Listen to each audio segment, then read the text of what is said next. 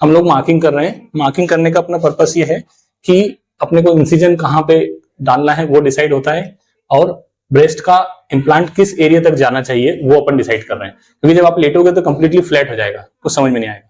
ठीक है, तो हम लोग सबसे पहले एक मिड लाइन ड्रॉ करेंगे, ये फिर ब्रेस्ट का मेरिडियन, निप्पल एरियोला कहां पर है अपना। आपको ये शुरू से साइज कम रहा होगा, जैसे आपका अभी एज 29 है, जब आप 18-19 की थी तब भी आपका रिलेटिवली साइज कम ही था। ओके, अब आप इधर देखो, ये जो पॉइंट ये अपने मिड लाइन ड्रॉ करी है, ये अपना इंसिजन की साइड रहेगी, यहां से यहां तक हम लोग इंसिजन लगाएंगे। ठीक है, इधर का बताइए। ठीक है, अब इसमें क्या होता है, अलग अलग साइज के इम्प्लांट आते हैं, अपने को पेशेंट की क्या डिजायर है, उसकी बॉडी का क्या साइज है चेस्ट का, और ब्रेस्ट का क्या साइज है, उसके हिसाब से डिसाइड होता है। तो हर किसी का उद्देश्य क्या रहता है कि एक प्रॉपर क्लीवेज बने।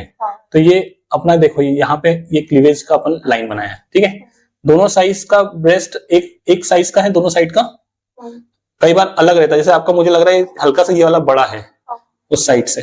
ठीक है, तो वो हम लोग एडजस्ट कर लेंगे, मतलब इम्प्लांट को इस तरह से डालते हैं कि अल्टीमेटली एक जैसा हो जाए। ठीक है, तो इसमें हम लोग जो यूज करेंगे आपके केस में मोस्टली हम लोग 325-350 सीसी का इम्प्लांट यूज करने वाले हैं। ठीक है, जो इम्प्लांट रहेगा उसके यहाँ पे एक छोटा सा कट लगेगा, जो शुरू में दिखता है, 3-4 महीने बाद वो नहीं के बराबर दिखेगा, मतलब इनविजिबल टाइप का होगा। आपका एक बच्चा है, अगर फ्यूचर में और बच्चा करते हैं, प्रेगनेंसी होती है, ब्रेस्ट फीडिंग भी कराते हैं, तो उसमें कोई दिक्कत नहीं।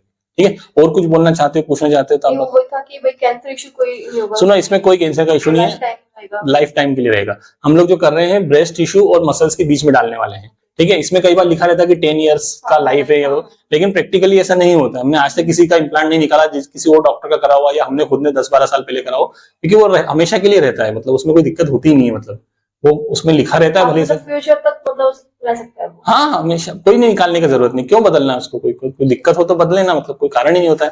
ठीक है, तो आप देख लो, ये अपना अपर लिमिट यहां तक रहेगी, दोनों साइड का अपन क्लीवेज बनाएंगे। अपन लेटरल डिसेक्शन कम से कम करते हैं, मीडियल साइड में करते हैं, ताकि प्रॉपर कर्व आ जाए और क्लीवेज बन जाए।